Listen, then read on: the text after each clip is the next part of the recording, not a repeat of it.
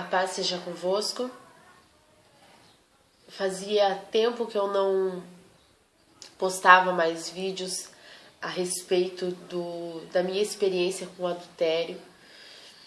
E hoje, meu dia de folga, eu estava arrumando os armários, estava arrumando algumas coisas. E eu me deparei com algo que me chocou, que me chamou bastante atenção. E é uma coisa ao qual eu vi que eu fui muito relapsa em nunca ter comentado sobre o assunto que eu vou falar hoje. Eu sempre falei sobre a minha dor, eu sempre falei sobre as minhas dificuldades, eu sempre falei como Deus trabalhou na minha vida para que eu viesse conseguir, mesmo em meio às dificuldades, me levantar e fazer aquilo que o Senhor exigiu que fosse feito na minha vida. Poucas vezes eu relatei o que a outra parte que caiu no adultério está vivendo, poucas vezes eu relatei como tem sido para ele, até porque é difícil eu falar para vocês com propriedade quando é relacionado ao sentimento de uma outra pessoa. Eu consigo vir até aqui e falar para vocês o que eu estou vivendo, o que eu estou passando, porque é um sentimento que eu sinto, que eu vivo. Então, para mim é fácil porque eu estou compartilhando com vocês algo que eu sei dizer o que é. Mas hoje eu não estou nem aqui, não estou aqui nem para falar da outra parte que caiu em adultério. Mas eu estou aqui para falar da minha filha. Hoje a minha filha tem 12 anos, no mês de janeiro ela vai completar 13 anos. Como os irmãos sabem, eu não nasci em lar cristão,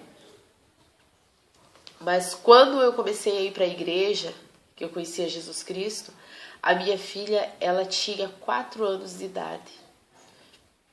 E pela vontade dela, por ser criança, por estar vendo as irmãs louvando, por estar vendo os jovens louvando,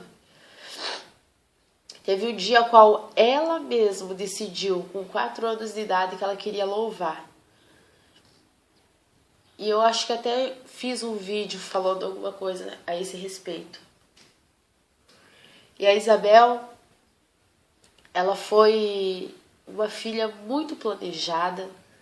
Eu já era casada há cerca de 1 ano, mas quando eu estava casada há 6 meses, eu já queria muito engravidar e não conseguia. A minha filha também foi um milagre, porque quando eu estava prestes a casar, eu fui fazer os exames de rotina que toda mulher deve fazer. E eu tinha um probleminha, segundo a minha ginecologista, a qual, por ter tardado tratar uma pequena infecção no útero, talvez eu não teria filhos, talvez eu não viesse nunca a engravidar. Mas eu comecei a me tratar. Na época, o meu esposo, o pai da Isabel, também se tratou. Nós fizemos um tratamento e eu demorei cerca de 1 ano para eu conseguir engravidar. E eu sempre quis, a minha vontade era que fosse uma menina. E Deus, ele é tão perfeito, ele é tão fiel, que veio a Maria Isabel. E ela sempre foi a minha companheira. Eu sempre fui uma pessoa de poucas amizades, mas as amizades que eu tenho, que é do meu tempo de escola, eu as cultivo até o dia de hoje. As minhas amigas hoje todas são mães. Eu tenho uma amiga que engravidou com 15 anos de idade. Na época, isso há 17 anos atrás, era como se você tivesse uma doença contagiosa. Hoje o filho dela tem 17 anos, ele é maior do que ela. E até hoje nós cultivamos essa amizade. Não só eu com essa minha amiga que engravidou aos 15 anos, eu tenho uma outra amiga que estudou na mesma época com nós, teve um bebezinho agora, no ano passado. Tem uma outra amiga minha que tem uma filhinha já mocinha, da idade da Isabel, um pouco mais velha, tem um bebezinho. Então são pessoas assim que a gente se vê pouco, a gente se fala pouco, mas o nosso grau de amizade, de cumplicidade, ele é tão grande que eu tenho uma amiga que foi embora para São Paulo e a gente ficou acho que uns 3 anos sem se ver. E quando meu pai faleceu, ela não sabia que meu pai tinha falecido, mas ela sentiu a necessidade de ligar para falar comigo e não conseguiu falar comigo, então ela veio até onde eu moro, no Paraná, e foi uma coisa assim que foi por Deus mesmo, que ela sentiu a necessidade de estar perto de mim, e foi no momento que realmente eu precisava. Por isso que a Bíblia fala que existem amigos muito mais chegados do que irmãos, porque são pessoas que na hora das nossas provas, na hora das nossas lutas, na hora das nossas dificuldades, nós nem precisamos falar o que estamos passando, mas eles percebem, Deus brada em seus corações e os envia para que nós venhamos juntos dividir o fardo. Mas voltando na história da Isabel, a Isabel sempre foi minha amiguinha, sempre foi minha companheira. O pai dela saía para cantar na noite, era eu e ela que ficávamos em casa. Quando íamos à igreja era eu e ela. E até então ela sempre foi, talvez por não ter o convívio de estar no meio de mais crianças da idade dela, ela sempre foi uma criança muito além da idade dela. As palavras as quais ela usava para se expressar eram palavras que adultos usavam, os assuntos dela não eram assuntos de criança. E aonde eu estava, ela estava junto. Nós éramos sim uma família feliz.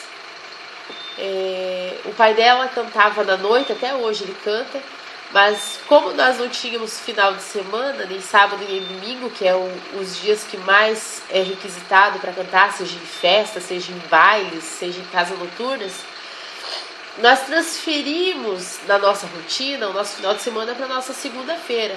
Então toda segunda-feira a gente ia para uma pizzaria, a gente ia para uma lanchonete, a gente saía para um parque, a gente saía para a praia, para Isabel ter aquela rotina de uma família.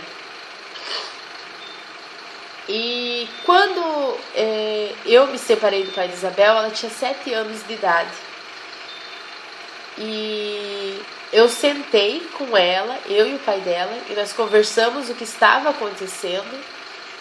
E eu fui muito objetiva na conversa que eu precisava ter com ela. Eu falei que eu estava indo embora de casa, que o meu casamento com o pai dela já não dava mais certo, e que eu não sabia para onde eu iria e nem como seria, porque até então eu não tinha um serviço. E pelo fato da Isabel ser filha única, tudo o que nós conseguimos, a prioridade era para ela. Então tudo que ela via na televisão era de brinquedo, era de sandalinha, era de mochila, era disso, era daquilo, tudo ela tinha. E eu sabia que tirando ela da casa, que como eu tinha caído em adultério, eu não quis ficar mais na casa, que foi o meu pai que me deu, eu expliquei a situação para ela e eu dei a minha opinião, falando que seria o mais apropriado naquele momento ela ficar com o pai dela, e nos finais de semana, onde eu estivesse, eu viria buscar ela para ela ficar comigo, mas que eu não queria privar ela de comer o que ela queria, o que ela gostava na hora que ela quisesse, de ter as coisinhas dela, até porque quando meu pai faleceu, a herança do meu pai eu investi naquela casa. Então eu fui muito objetiva com ela. O pai dela falou com ela também, e nós deixamos para que ela viesse escolher o que ela queria. E nós pesamos tudo, escola, amigos, parentes, porque eu ia embora da cidade. E ela decidiu por ficar com o pai dela, mas com a condição de que todo final de semana eu viesse buscar ela. E todo dia por telefone nós nos falávamos no mínimo umas 10 vezes no dia. E ela nunca expressou, ela nos impressionou por ter lidado tão bem com aquela situação. Ela não chorou, ela não perguntou o porquê, ela não esboçou reação nenhuma, uma reação diferente. Mas com o passar do tempo, as notas dela na escola caíram. Com o passar do tempo, ela começou a ser uma criança mais retraída. Ela não era mais, não que ela fosse infeliz, mas ela não era mais aquela criança brincalhona. Ela não queria mais ir para a igreja, já desde do tempo que eu fui expulsa da igreja. E ela não confiava mais nas pessoas. Ela ficou com tanto medo que o pai dela arrumasse uma outra pessoa, que ela andava 24 horas com o pai dela. Final de semana eu pegava ela, levava para Curitiba, que foi para onde eu fui morar, e ela ligava pro pai dela 10, 20 vezes no dia para saber onde que o pai dela estava, com quem que o pai dela estava. E eu comecei a perceber certas coisas que mudaram na minha filha. Eu via que quando ela estava comigo, ela tinha necessidade, a saudade de estar com o pai dela.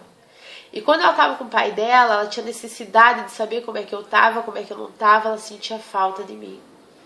E teve um dia que ela me contou, quando eu cheguei para buscar ela, que ela me abraçou e começou a chorar.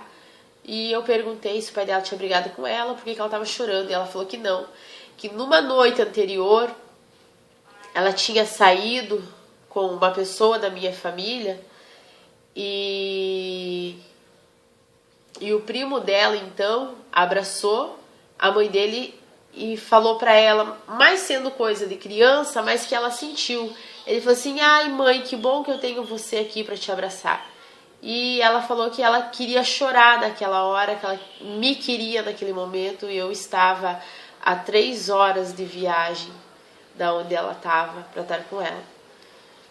E aquilo assim foi para mim um balde de água fria, foi uma culpa muito grande. Teve um outro episódio que ela foi posar na casa de uma tia dela, da parte do pai dela, e que ela me ligou chorando de noite, que ela estava com fome e que a tia estava dormindo e o primo não deixava ela abrir um pacote de biscoito. Então, dessas coisinhas eu fui vendo o quão egoísta eu fui. Porque eu não pensei em ninguém. Eu pensei que eu estava insatisfeita no meu casamento e que eu queria ser feliz, independente de quem fosse sofrer, independente de quem ficasse para trás. Eu me culpava muito e volto hoje, que eu estou no centro da vontade de Deus, me culpar sim por não ter lutado mais pelo meu casamento, por não ter buscado mais. Eu estava feliz no meu casamento? Eu não estava, mas eu não tinha direito de romper aquela aliança ao qual foi Deus que firmou. Eu não tinha o direito de me deixar seduzir e de seduzir uma outra pessoa que já tinha um ministério, que já tinha toda uma família, e que essa família era minha amiga, que me confiou estar presente na casa deles. Só que naquele tempo eu não via assim. Eu achava, eu tenho que ser feliz. O objetivo de Deus é que nós sejamos felizes nessa terra, e a minha felicidade é essa, eu me separar e casar com outra pessoa. Mas eu não tinha me preocupado naquele tempo em destruir a família da pessoa com quem eu morei, com quem eu casei esses tempos. Eu não pensei que eu destruí o psicológico, o emocional do meu marido, da minha filha, de toda a estrutura da minha casa, como a casa da outra pessoa que caiu em adultério comigo.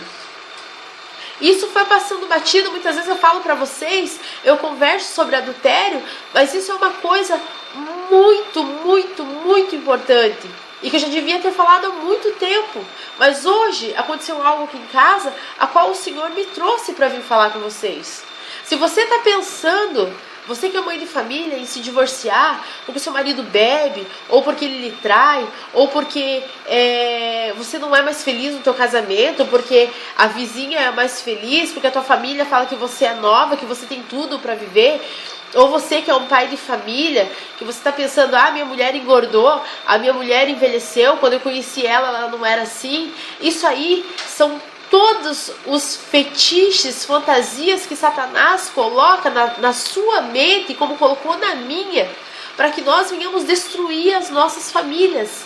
E o preço é muito alto, porque a palavra do Senhor diz que é melhor obedecer do que sacrificar. Eu não obedeci e hoje eu tenho que sacrificar. Hoje eu carrego o peso da culpa de ter destruído a minha família, de ter destruído a família de uma outra pessoa. Hoje eu carrego o remorso, hoje eu carrego a dificuldade de estar recomeçando tudo do zero e sozinha. E se não bastasse, eu nunca fui a fundo a perguntar para minha filha o que ela sentia, o que ela achava. Porque em meio a toda a tribulação, eu ainda glorifico a Deus, que essa outra pessoa a qual eu casei, hoje eu estou separada, porque muita gente quando vê eu conversando, falando com vocês, a pessoa que eu casei, acha que eu ainda estou casada. Irmãos, hoje eu vivo só. Eu vivo só porque o segundo casamento é adultério. Então, eu me reconciliei com Jesus Cristo. Hoje eu vivo só. Eu não vivo mais em adultério. Eu vivi, mas hoje eu não vivo. Eu me divorciei da pessoa com quem eu estava casado no segundo casamento. E hoje eu busco de Deus um milagre. Mas qual é esse milagre? Ou é a restauração do meu primeiro casamento, que um dia o meu marido venha me perdoar e venha me aceitar novamente, ou é que Deus me dê força e eu venha viver sozinha para fazer a obra do Senhor. Mas para eu voltar para o meu primeiro esposo, para o meu casamento, eu preciso que Deus restaure o amor e a confiança de ambas as partes. Mas eu nunca parei para pensar o que se passava na cabeça e principalmente no coração da minha filha, que naquela época tinha 7 anos de idade. Foi a época que ela mais precisou de mim e eu, egoísta, abandonei tudo porque eu não era feliz. E hoje, quando eu estava arrumando uns livros, eu achei um caderno que ela gosta sempre de brincar de mercado. Ela faz conta, ela tem um caixa registrador e ela faz as contas dela. E eu me deparei com esse desenho. Eu não sei se vai dar para os irmãos ver alguma coisa. E esse desenho aqui me chamou muita atenção porque foi um meio dela desabafar, dela extravasar aquilo que ela estava sentindo.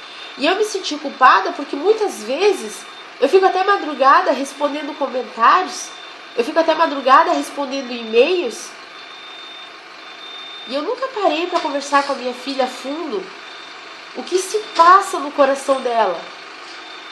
Porque hoje eu vejo que ela precisa de uma cura interior. E nesse desenho, ela desenha aqui ela, que é essa bonequinha aqui, triste. E ela desenha uma outra pessoa que está conversando com ela. E ela começa contando a história. Minha mãe Cibele, e isso foi há 1 ano atrás. E ela fala, minha mãe Cibele, 31 anos. Eu, Maria Isabel. Alguns me chamam de Bel, Isabel, Isa, Maria ou Maria Isabel. Aí ela continua. É sério sim. Na minha vida aconteceu muitas coisas. E eu queria uma família assim. E a bonequinha pergunta para ela, assim como? E ela responde, unida. E coloca 3 bonequinhos aqui. Ela, eu e o pai dela. Aí você vira a folha e tem mais aqui. Ela fala assim, mas não deu, mas não tenho, Só coisa triste e ruim tenho.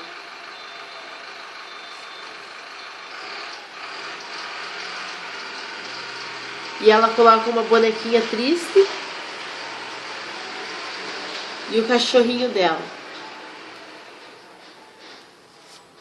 Então, eu vejo o quanto eu fui falha em ter caído no adultério e não ter buscado mais a Deus pelo meu casamento. E hoje, eu vejo o quanto eu fui falha de nunca ter pego a minha filha e perguntado para ela a versão dela, o que ela sente, o que ela passou. Porque quando eu saí de casa ela era uma criança de 7 anos. Daqui a alguns dias ela já vai fazer 13 anos. E eu vou confessar que me chocou muito ver o que ela escreveu, porque foi um meio que ela achou de extravasar aquilo que ela estava sentindo. Então eu faço um apelo, porque não quero sentir a culpa que eu sinto, não quero carregar o remorso que eu carrego. Eu já pedi perdão pro pai dela, ele me liberou perdão. Eu já pedi perdão para minha filha, ela já me liberou perdão. Eu já pedi perdão para ex-esposa da pessoa com quem eu caí em adultério, ela me liberou perdão. Mas as consequências, se eu fiz uma ferida nessas pessoas, a cicatriz eu carrego. Então, se você está pensando em se divorciar por algum motivo, eu venho da parte do Senhor Jesus te dizer, ainda que tudo pareça difícil, ainda que tudo pareça impossível, o divórcio não é a solução. A traição não é a solução. Se você está pensando, ou se você está vivendo um relacionamento extraconjugal, limpe-se enquanto ainda é tempo. A família é um projeto de Deus aqui na terra. E quando você, pai de família, ou quando você, mãe de família, cai em adultério, não é só o teu casamento que você está destruindo, mas é toda uma história. É a vida de muitas pessoas que você vai estar ferindo. O coração de muitas pessoas você vai estar partindo. Peça orientação de Deus, busca de Deus um renovo, uma restauração. Mas o divórcio, ele não é a solução da parte do Senhor. Pai seja convosco.